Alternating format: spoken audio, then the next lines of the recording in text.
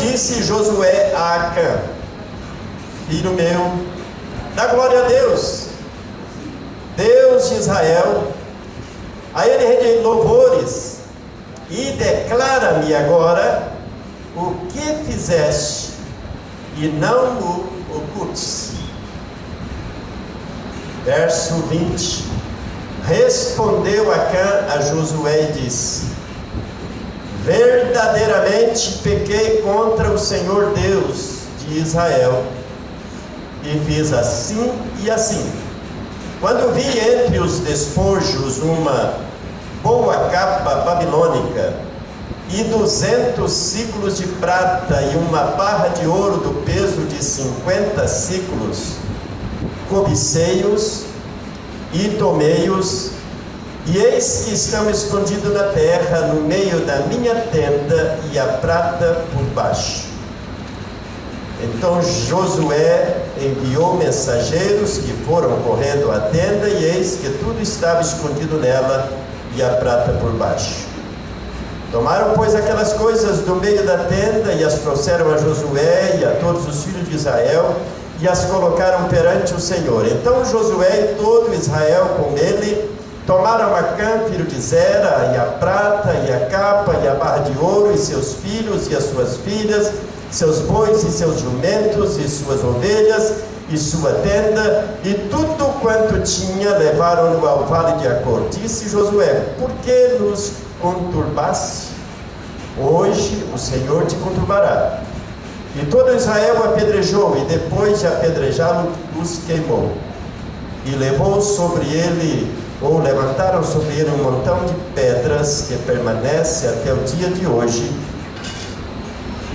Assim o Senhor apagou o furor da sua ira, pelo que aquele lugar se chama Vale de Acor até o dia de hoje. Mais uma vez, ó Deus, queremos te agradecer por esta noite abençoada, te agradecer pela oportunidade de estarmos reunidos como corpo de Cristo, como igreja de Deus aqui, nesta noite de louvor, adoração, nesta noite onde temos a oportunidade, ó Pai querido, de abrir a sua palavra e na liberdade do Espírito meditar sobre ela.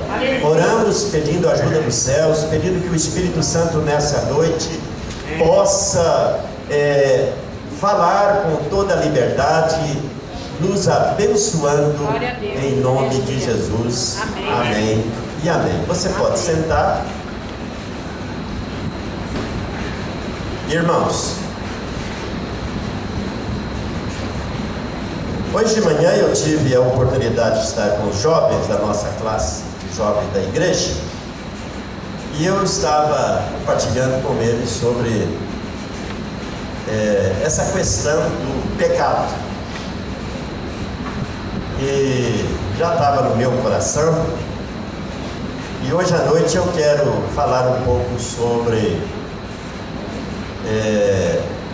o perigo do pecado na vida do cristão. O pecado tem diariamente, a Bíblia diz que o pecado tenazmente nos, não é verdade? Quer dizer, a tentação, ela não tem nível de idade. Desde que uma pessoa sai daquela idade da infância, aquela idade onde ela ainda não tem poder de julgamento, é considerado infantil, mas a partir daí, todos nós, diariamente, precisamos fazer escolhas, precisamos entender que o pecado tenazmente nos assedia. Isso está lá na epístola escrita aos Hebreus, ali no capítulo 12, diz que de fato o pecado é uma realidade, a tentação é uma realidade, e ela é comum a seres humanos. começou no Éden e vai só terminar quando tudo aqui acabar, a igreja do Senhor for retirada da terra e depois o Senhor voltar e haver, depois do milênio, o julgamento final e esse céu e essa terra passar, aí termina a tentação. Do contrário, só não vamos ser tentados depois do arrebatamento, meu irmão, aí não tem mais tentação. Aí diz que cessaram todas as coisas. Não há mais influência do pecado na vida daquele que permaneceu fiel até a morte, ou fiel até o dia da sua subida com o Senhor. A vontade de Deus, irmãos, sempre foi que nós vivamos uma vida longe do pecado. Foi ou não foi? Esta aí é a vontade de Deus. A vontade de Deus é que seu povo seja santo. E santo significa que está separado. Porém, queridos, esta santidade, ela é provada diariamente. Nós não pregamos que crente, depois que é cheio do Espírito Santo, que ele não peca mais, porque o pecado será sempre uma probabilidade para a gente viva, para a gente que respira, para a gente que está aqui num mundo onde de fato a presença do mal, cada dia ela parece que aumenta mais o seu assédio. João, escrevendo a sua primeira epístola, lá no capítulo 1, no capítulo 2, versículo 1, ele diz: filhinhos meus, essas coisas vos escrevo para que não pequeis. Então a vontade de Deus é que nós vivamos uma vida longe do pecado. Como igreja do Nazareno, doutrina arminiana e wesleyana que nós defendemos por ser baseada nas verdades da Bíblia, acreditamos que o crente pode ser cheio do Espírito Santo, que o crente pode ser santificado, porém não imunizado do pecado, porém não cria-se uma espécie de proteção na vida de um crente cheio do Espírito, que ele não tem mais probabilidade do inimigo influenciá-lo. Paulo, escrevendo a epístola aos Gálatas, ele disse: olha, você precisa andar no Espírito. Se você estiver se alimentando diariamente da presença ajudadora do Espírito Santo e estiver todos os dias mortificando a sua carne, vivendo essa vida de cruz, de crucificado, você conseguirá aqui não satisfazer as concupiscências ou os desejos da carne. Porque ainda moramos num corpo de carne, não é verdade, querido? Não somos anjo ainda, e nunca vamos ser anjo também. Não temos um corpo ainda glorificado, ele é um corpo, o mesmo corpo, Paulo diz, que outrora era servo do pecado, que servia ao pecado. Não troca de corpo, o crente troca de corpo? Não. Continuamos com o mesmo corpo, a mesma cabeça, continuamos aqui na terra. Então nós aqui na terra continuamos sendo seres humanos normais e não anormais, ainda que para muita gente somos malucos, carregando Bíblia debaixo do braço. Hoje não estou carregando mais Bíblia debaixo do braço, está carregando mais celulares e tablets e coisas mais. Mas irmãos, nós somos o povo de Deus aqui na terra, mas somos tão humanos, tão humanos. E esta noite eu gostaria de falar como o pecado, como o diabo trabalha para fazer um cristão pecar. E se você não acha que ele está trabalhando para tentar você pecar, está enganado, ele está trabalhando. Ele trabalha para fazer o cristão pecar. Vamos ver nesse texto da palavra de Deus, queridos, as etapas que o pecado de fato pode levar qualquer crente, seja batizado com o Espírito Santo, cheio do Espírito Santo, santificado, porque aqui na terra ele trabalha, mas você pode vencer. Pode ou não pode? Você pode vencer toda a tentação, resistir o diabo e ele fugirá, resistir o assédio e você pode vencer. Eu gosto sempre de citar 1 Coríntios capítulo 10, versículo 13, que diz: nenhuma tentação veio a nós que não fosse no nível da nossa humanidade. Não somos seres extra-humanos, somos humanos. Então nessa terra nenhuma tentação vem a nós que não seja no nível da nossa humanidade. E eu quero dizer que para nós, na nossa humanidade, aqui agora, caída, viu, irmãos? Que nós somos redimidos, mas nunca esqueçamos que fazemos parte de uma humanidade caída. E nenhuma tentação nos sobreveio que não fosse humana. Mas fiel é Deus, que não permitirá que sejamos tentados além da nossa força ou capacidade de vencer a tentação. Então, o pecado. Vamos voltar os olhos para o versículo 21 aqui desse capítulo, que estava de Josué capítulo 7. Olha o que diz ali no versículo 21. Versículo 21, ele disse: quando eu fiz o quê? Vi. A palavra de Deus diz, irmãos, que os olhos, se eles for bom, o corpo todo fica bom. É a janela da vida. É lógico, queridos, que uma pessoa pode não ter visão, ser cega e ser depravado. Nós sabemos que o pecado não vem só pela visão. Mas querendo ou não, queridos, ainda a visão, ela é talvez hoje a principal fonte de tentação para nós. Somos, é ou não é? É a principal. O que é que Jesus fala lá em Mateus 5:28? Ele disse assim: olha, eu porém vos digo que todo aquele que atentar numa mulher, quer dizer, bater o olho numa mulher, para a cobiçar, já em seu coração cometeu adultério contra ela. Não é verdade? Como que o pecado começou? Lá no Éden, não começou que o diabo disse: Eva,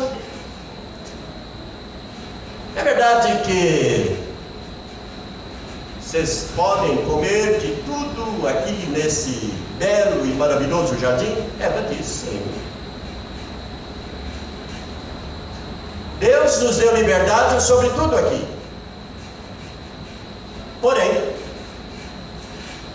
tem ali uma árvore que chama árvore do conhecimento do bem e do mal, e do fruto dela não podemos comer.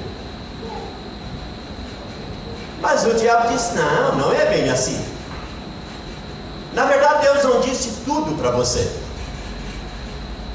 porque Ele sabe que no dia que você comer daquele fruto, o seu entendimento vai abrir e você se tornará igual a Deus.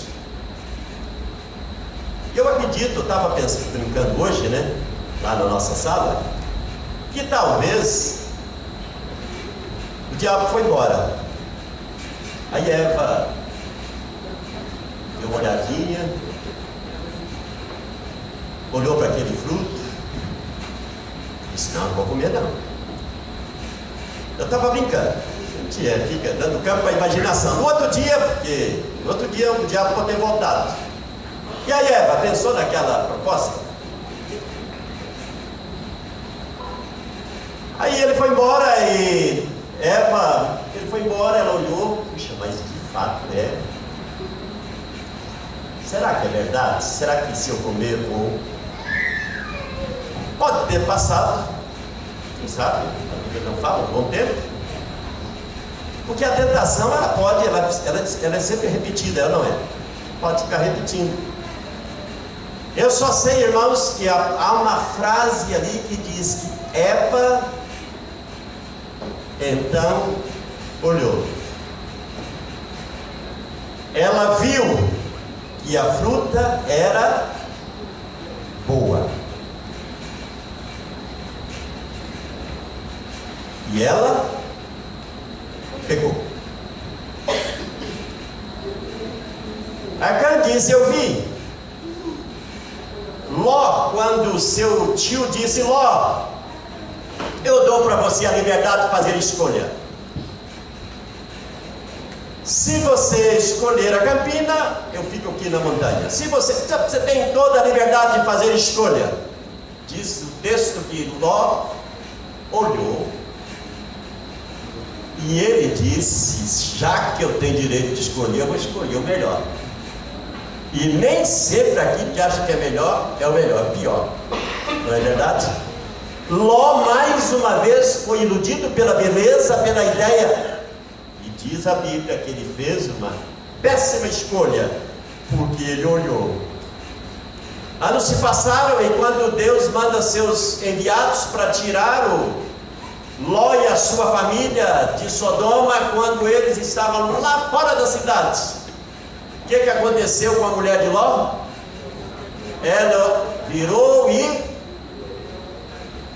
olhou. Por que o olho tem esse poder incrível, queridos?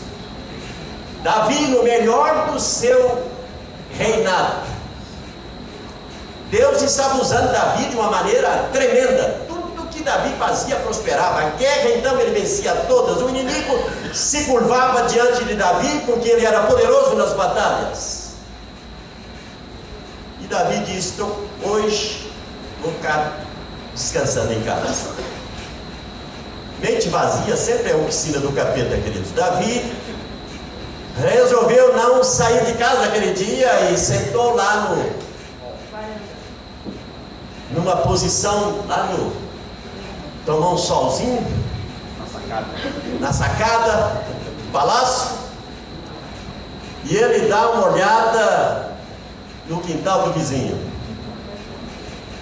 e a mulher do vizinho está tomando banho, e diz que ele olhou e pecou. Muitos pecados, queridos, com certeza começam com a visão. Muitos pecados começam com a visão. Ontem havia uma das irmãs que pregaram aqui, eu gostei imenso, foi a única mensagem que eu sentei para ouvir, foi rapidinha, foram 15 minutos. E ela disse de fato que nós estamos vivendo uma época que você parece que tem que ser visto. Tem que ser visto. Diz que aquilo que não é visto não é cobiçado. Irmãos, veja comigo o que diz ali no Salmo 101, versículo 3. Não precisa de ler, de olhar na sua Bíblia, mas no Salmo 101, versículo 3 diz assim: não porei coisa má diante dos meus olhos. Aborreço as ações daqueles que desviam, nada se me pegará. Para aqueles que outrora gostaram de uma geladinha ou de um geladinho que não seja sorvete, olha o que Deus diz para você hoje à noite. Provérbios 23, 31 e 32. Não olhes, não está dizendo que não é para você beber, não. Não olhes para o vinho, para a cervejinha, o whiskyzinho. Não olhes para o vinho quando se mostra vermelho, quando resplandece no copo e se escoa suavemente. Sabe o que acontece? No fim, no seu fim, morderá como a cobra e como o basilisco picará você. Eu sempre digo, irmãos, que todo alcoólatra um dia foi um usuário social. Ninguém começa bebendo, embriagando. Normalmente começa usando socialmente o álcool e logo se torna dependente e ainda não um alcoólatra. Mas no processo do alcoolismo, todo mundo que um dia o usou socialmente ficou dependente dele.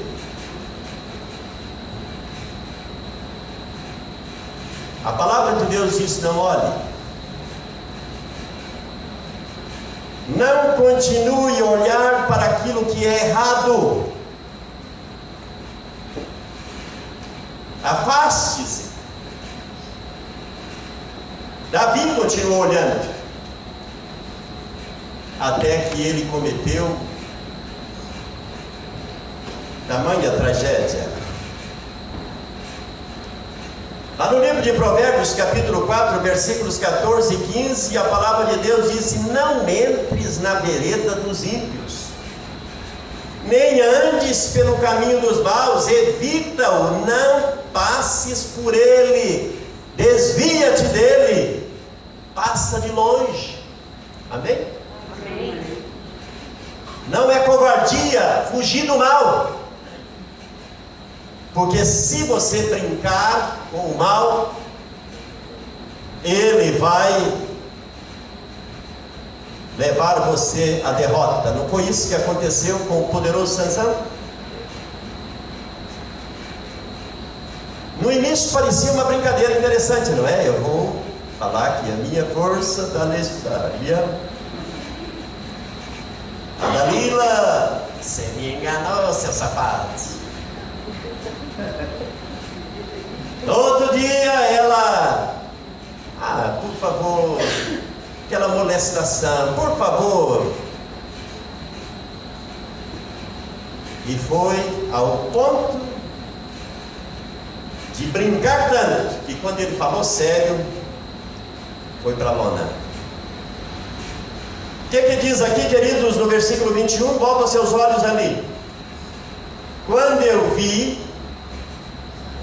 entre os despojos uma boa capa e 200 ciclos de prata e uma barra de ouro do peso de 50 ciclos, o que eu fiz? Cobicei. Você não vai cobiçar o que você não vê. A Bíblia diz: não cobicei a mulher do próximo, não cobicei o dinheiro do seu próximo, não cobicei a casa do seu próximo, não cobicei as coisas do seu próximo, não cobicei nada. Não é? Davi olhou, Acã disse: eu olhei. Havia uma ordem dada que não deveria pegar nenhum tipo de despojo. Aquela guerra era diferente, a ordem vinha da parte de Deus: não transmita a ordem que ninguém pode pôr a mão em nada desta cidade. A ordem foi dada, e ele diz: eu vi uma linda capa, eu vi aquela quantidade de prata e uma barra de ouro daquele tamanho. Diz que hoje muita gente não cai pela barra de ouro, mas cai pela barra da saia, irmãos. Está entendendo? Não é tanto pela barra de ouro, mas pela barra da saia. O pecado, irmãos, ele tem as suas etapas. A luxúria é de fato chamada de cobiça, e a avareza de idolatria. Acã pensou em fazer errado, ele deu lugar, ele viu, aí vem o campo da imaginação: vou ficar bem. Filipenses 4:8 diz assim: quanto ao mais, irmãos, tudo que é verdadeiro, tudo que é honesto, tudo que é justo, tudo que é puro, tudo que é amável e tudo que é de boa fama, se há alguma virtude, se há algum louvor, nisto pensai.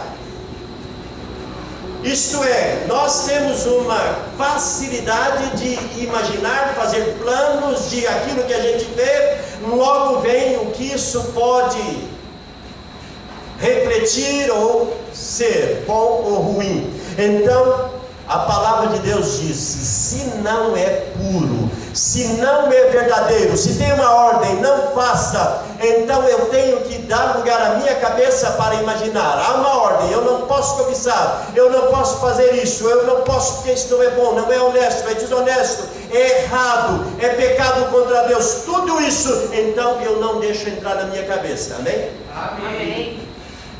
A minha mente, ela é um campo de batalha. A nossa mente, ela é de fato um campo de batalha, porque o Espírito Santo de Deus me alerta, o Espírito Santo me mostra, ninguém erra sabendo que só se ainda não é um cristão, porque para o cristão, queridos, o Espírito Santo sempre vai despertar e mostrar isto é errado. Amém. No caso aqui, Acã sabia que havia uma ordem dada pela liderança maior: não tome nada. Mas ele olhou a mente e imaginou tudo aquilo que poderia ser bom. Talvez Acã tenha até falado com alguém do lado, dizendo: o que você acha? E o outro pode ter até dito: olha, eu não vou fazer isso, você que sabe. Sempre tem uns que dizem: tu é louco. Mas tem uns que dizem: olha, você é livre, você faz o que você quiser. Não sabemos se ele compartilhou a sua ideia com mais alguém, com a família. Sim, ele chega em casa e disse: mulher, criançada também, acertei no prêmio da loteria. A mulher sabia, os filhos sabiam. Aliás, o pecado, queridos, ele nunca traz consequências só para a pessoa, ele vai trazer consequência para mais alguém também, não é? Então Acã cometeu essa tragédia. Ele deu tempo à sua cabeça para pensar. A palavra de Deus diz em Tiago 1,15: depois, falando da tentação, Tiago 1,15: depois, havendo a concupiscência concebido, dá lugar ao pecado, e o pecado consumado gera a morte.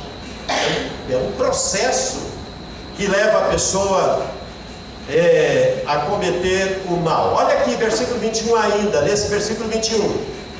Versículo 21 ele diz assim: então cobicei-os e fiz o que mais? Tomei.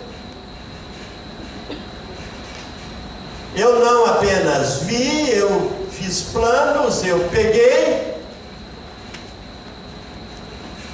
e eu agora tomei posse para mim. Irmãos, Acã deu atenção demasiada ao pecado, deu muito tempo, e ele caiu.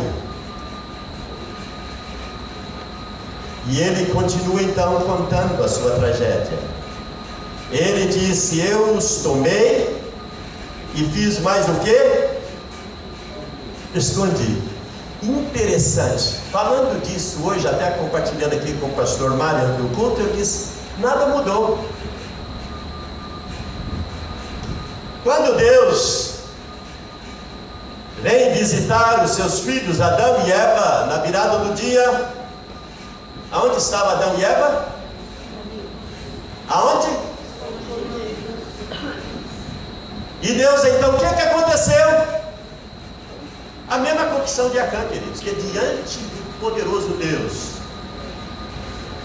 Aqui Josué representava essa autoridade espiritual sobre Israel. Quando Josué disse: fala tudo e não omita nada, eu fico imaginando que aquele homem tremeu de queda a cabeça, concorda?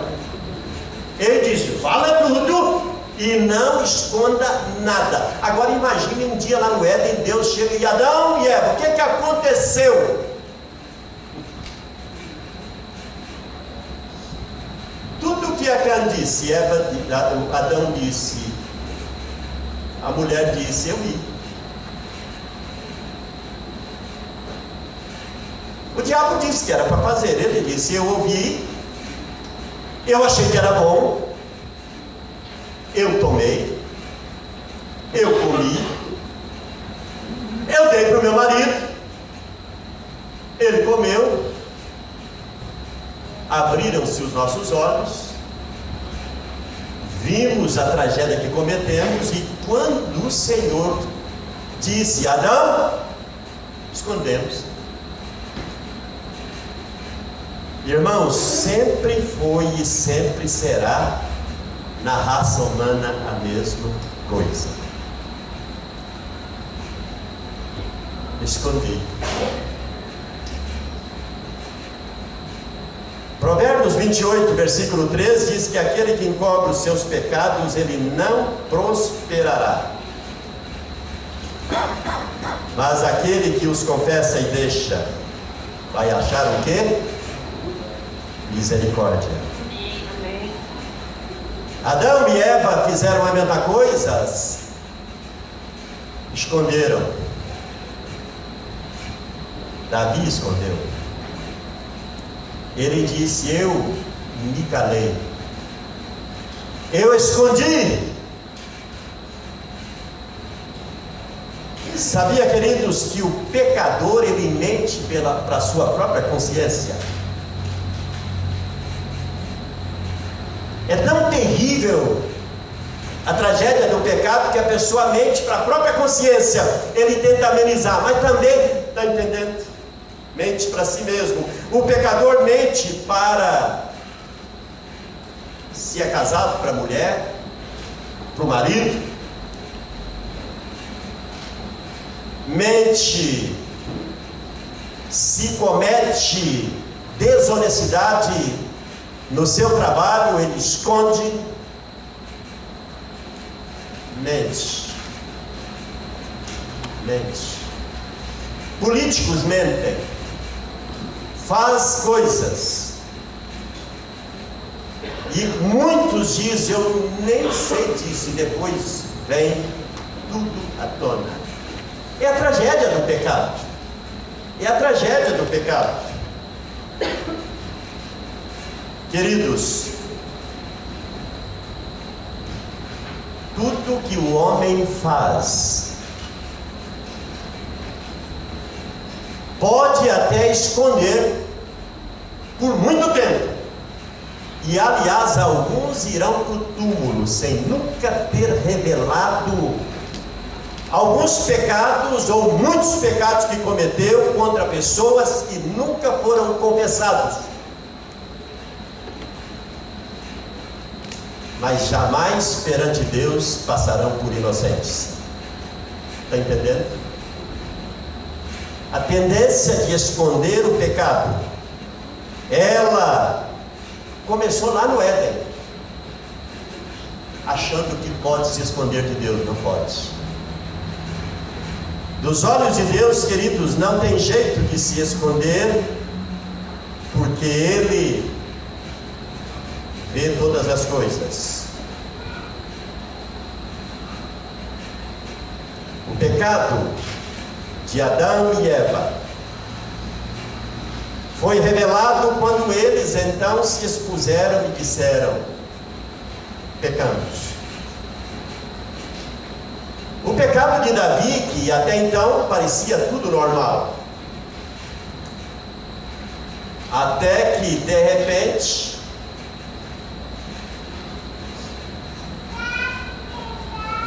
a mulher que ele adulterou, e ele achou que era só um adultério, mas ele engravidou a mulher. E quando ele fica sabendo disso, aí ele ficou mais desesperado e tentou esconder. Queridos, Davi tinha dado ocasião para o diabo cirandar na sua vida por causa da tentação e do pecado e tentar esconder o pecado. Quando Natan disse para ele, olha, as palavras de Natan, irmãos, tem um peso tremendo. Ele disse assim, que Davi tinha dado lugar aos inimigos para que eles blasfemassem do Senhor, porque eles provavelmente sabiam do que Davi tinha feito. Sabia que o diabo parece que ele investiga mais do que gente, queridos. Ele sempre vai procurar tentar achar, e quando um crente peca, ele usa os descrentes para zombar de Deus, zombar da igreja. Está vendo aquele crente? Está vendo aquela pessoa que vai lá na igreja, frequenta a igreja, aquele crente que até veste e põe a Bíblia debaixo do braço? Sabe o que eu vi fazendo? Natan diz: você, Davi, deu lugar para que o inimigo blasfemasse do Senhor.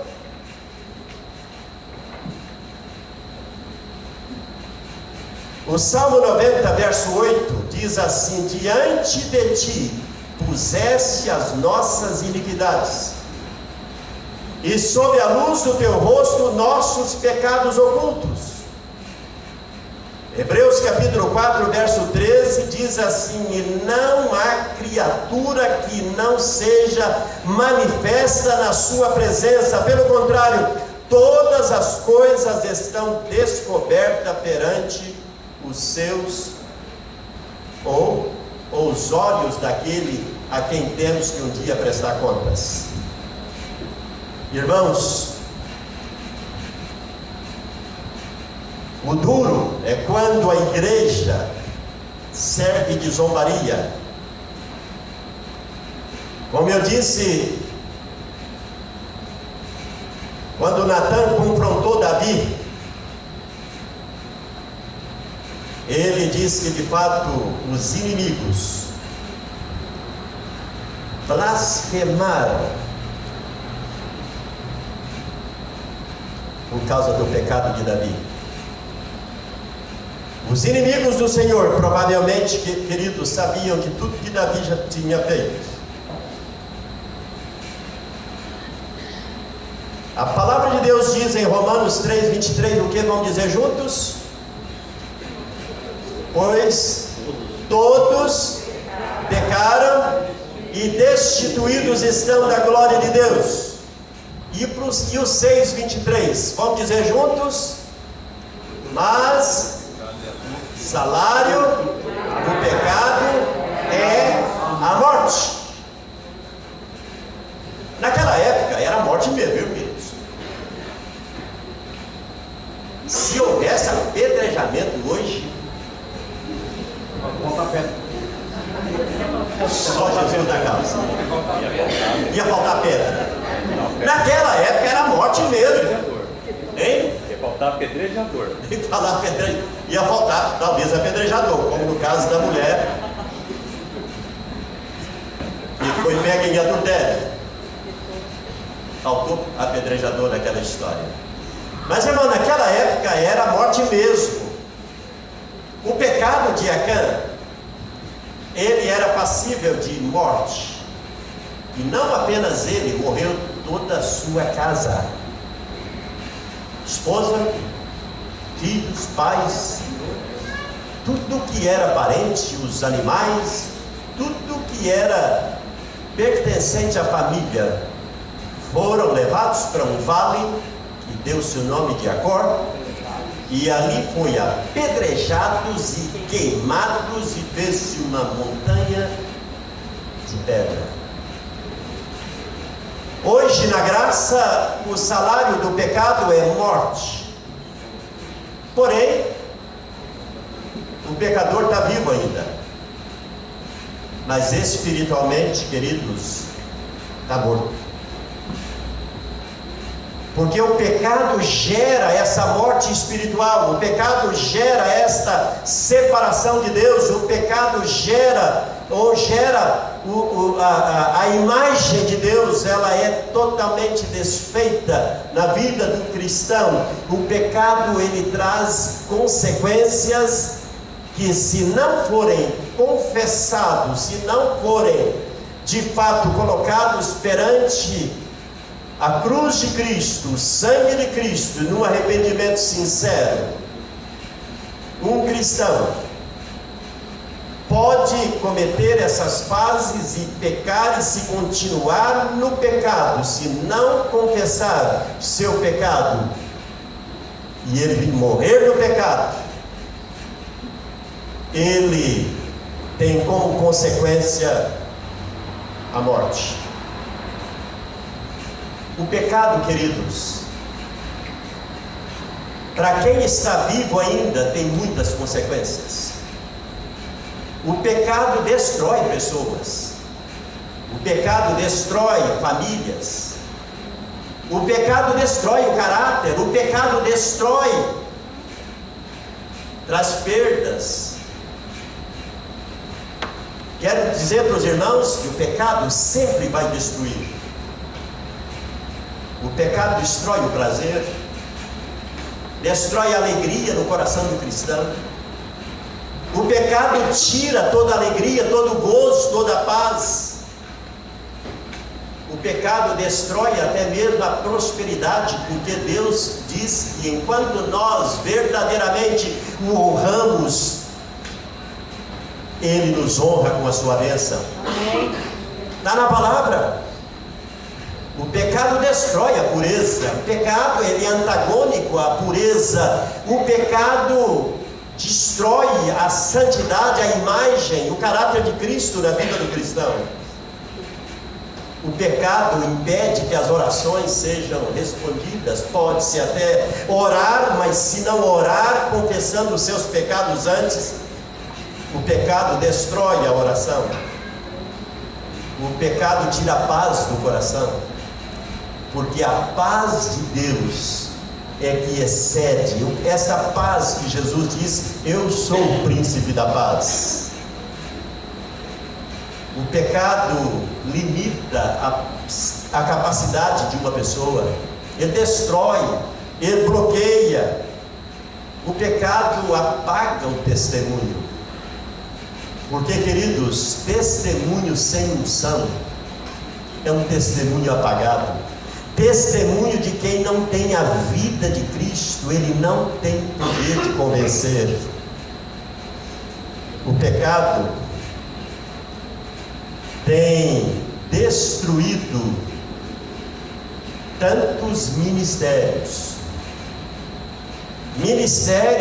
de pessoas que tinham tudo para ser grandes instrumentos nas mãos de Deus, queridos. O pecado.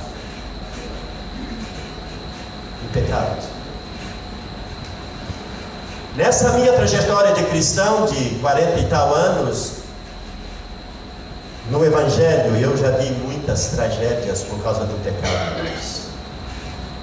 Algumas tragédias terríveis.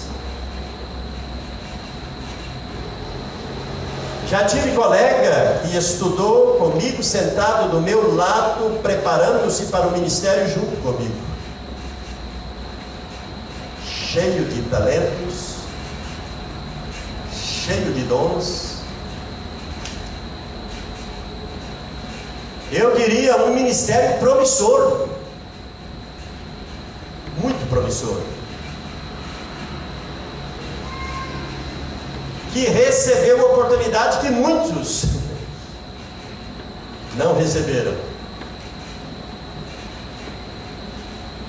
Mas ele casou com uma mulher linda, e no seu primeiro ministério ele olhou para uma outra, cobiçou, adulterou, e daí para frente a tragédia entrou na vida daquele moço.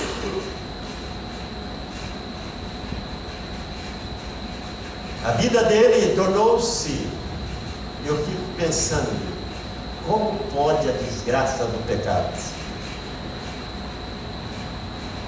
Aquele homem foi achado num fundo de vale, metralhado por bandidos, traficantes, que ele envolveu no mundo depois desse mundo podre, dizem com mais de uns 100 tiros de metralhadora, todo crivado de bala, já depois de uma semana, os urubus o acharam antes dos homens. Que pecado pode fazer?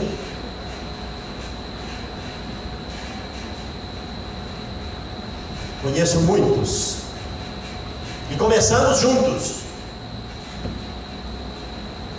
que participamos de muitos retiros juntos. Eu estou dizendo da minha casa, da casa da nossa família. Estou aqui jogando pedra nos. O que eu quero dizer para vocês, queridos, é o que eu conheço muitos, que poderiam, pelo jeito que começou,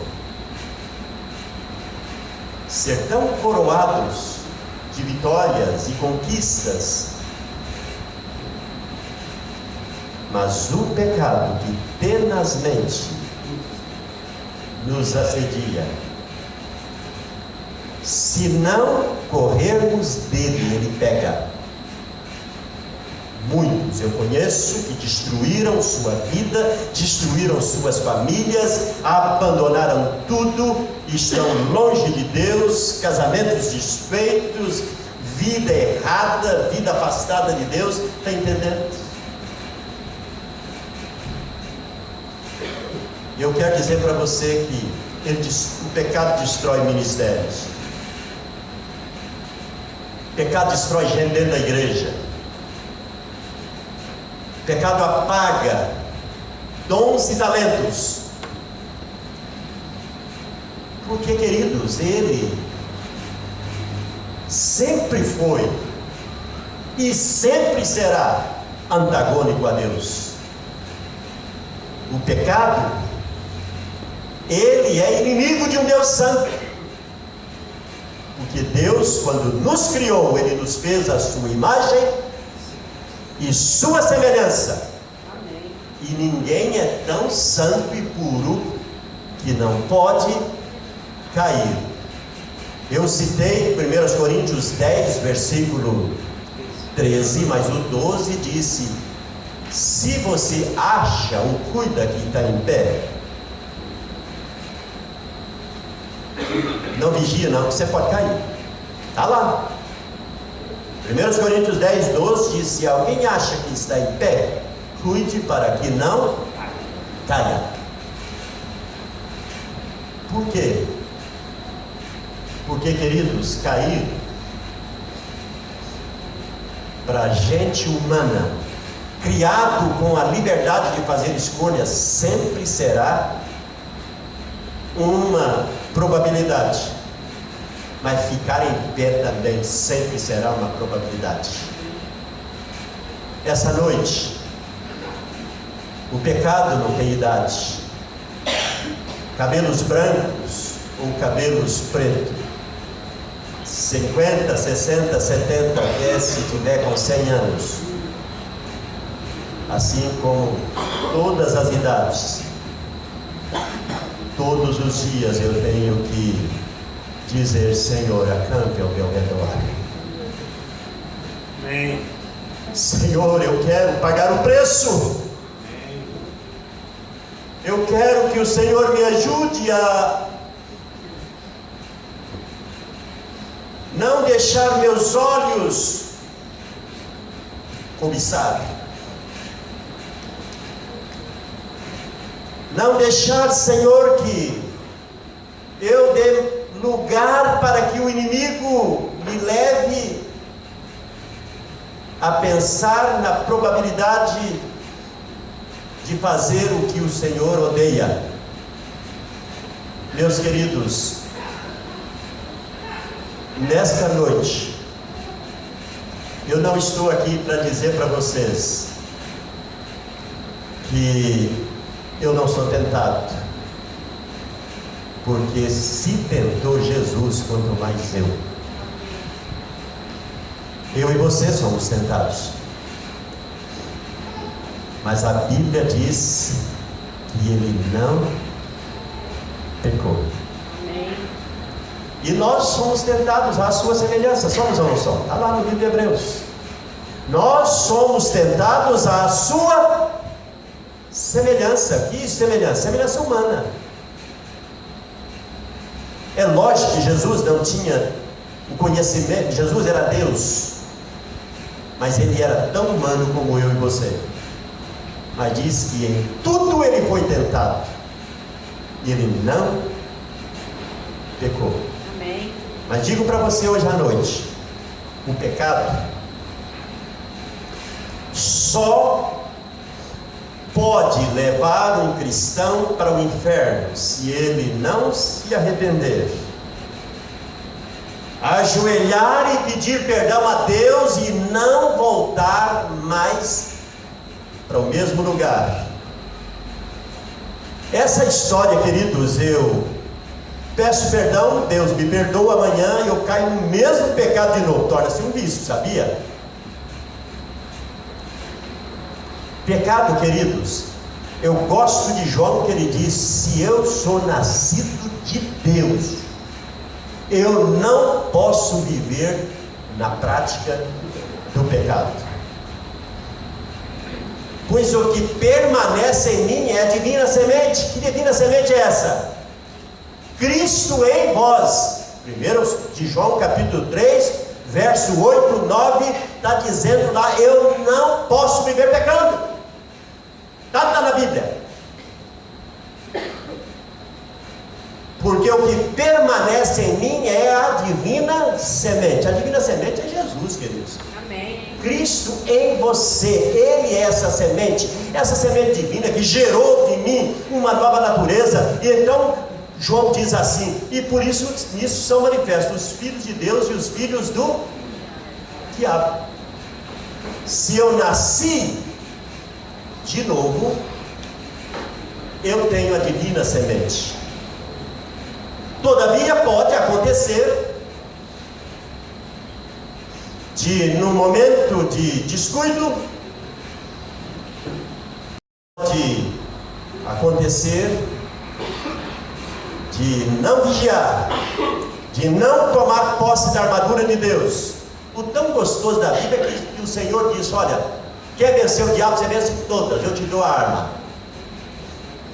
Reveste da armadura de Deus, toma o capacete da justiça, o escudo da fé, Aleluia. calça os pés com a preparação do Evangelho, reveste-se da couraça da justiça. Diz assim: olha, diabo, eu sou justo porque Jesus me justificou. Aleluia.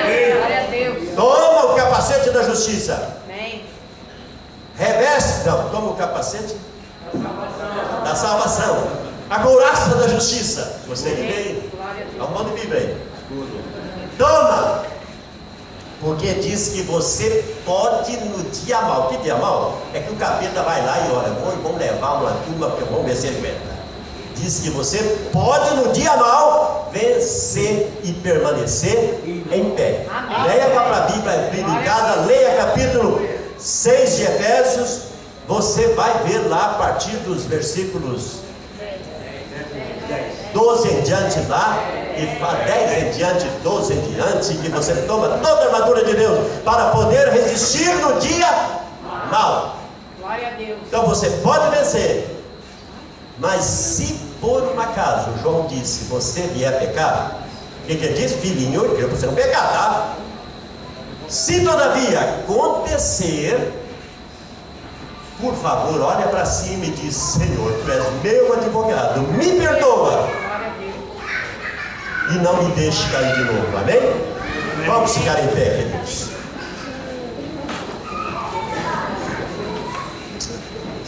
Graças a Deus, graças a Deus. E a maioria dos irmãos não sabe que é o novo presidente da República, ficaram aqui me ouvindo. Melhor ouvir a palavra de Deus.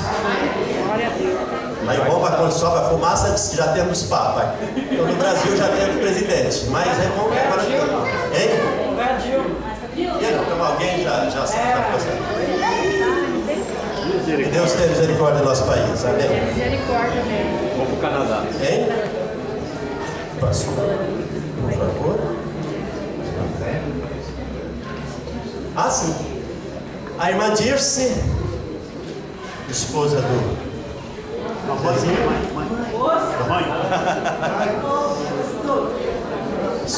Mãe do irmão Zezinho. Vocês estão. Amém. Vamos orar pela irmã Dirce, para que Deus nessa noite esteja cuidando da irmã ali no hospital. Está ainda no hospital, né, Zé? Orar pela minha vida, Amém, Jesus. pela sua vida. Glória a Deus. Bondoso e maravilhoso Deus, nós estamos levantando neste momento a nossa oração até o trono da sua graça. Verdade. Ó Deus, buscando a ajuda dos céus, o favor de Deus para a nossa caminhada cristã. Amém, Jesus. Aleluia. A palavra do Senhor diz que mesmo caia 1000 à nossa direita, 10.000 à nossa esquerda, o Senhor pode nos guardar inabaláveis. Aleluia, Jesus. Por isso, nessa noite, Senhor, nós oramos pedindo, dá-nos mais Glória a Deus. dependência. Leva-nos, Senhor, todos os dias a tomar de fato aquela decisão de sermos um cristão de cruz. Queremos andar no Espírito e jamais satisfazer os desejos da carne. Glória a Deus. Deus, nessa noite eu oro, ó Deus, pela nossa querida irmã Dirce. Visite ali no hospital. Ó poderoso, estenda sobre ela sua mão de milagre. Toca no corpo da tua filha. Fortalece seu espírito. Ela é tua, ela é a propriedade do Senhor. Nós oramos pela tua vida. Glória a Deus. E oramos pedindo que o Senhor nos dê uma semana vitoriosa. Lembrando, ó Deus, do nosso país, da nossa nação, Sim, Deus. Abençoe. daqueles, ó Deus, que nestas eleições foram eleitos para nos governar. Nós temos a certeza que o nosso governo primeiro é Deus. Aleluia. A Ele queremos submeter a nossa vida como o governo da nossa alma, do nosso espírito, como aquele que continua sendo soberano do universo. Mas, ó Deus, cabe a nós orar pelas autoridades, pedindo mais temor, Glória a Deus. pedindo, ó Deus, nessa noite, Amém. que nós tenhamos Glória um país de paz. É verdade. Abençoe. Ajuda os governantes a serem, ó Pai querido, movidos também por um sentimento de retidão e justiça. É o que lhe pedimos e também agradecemos em nome do Senhor Jesus. E que a graça maravilhosa do Senhor Jesus, que o amor bendito de nosso Deus e nosso Pai, Glória a Deus. e que as consolações do Espírito Santo de Deus sejam com todos, Amém. hoje e sempre. Glória a Deus. Amém.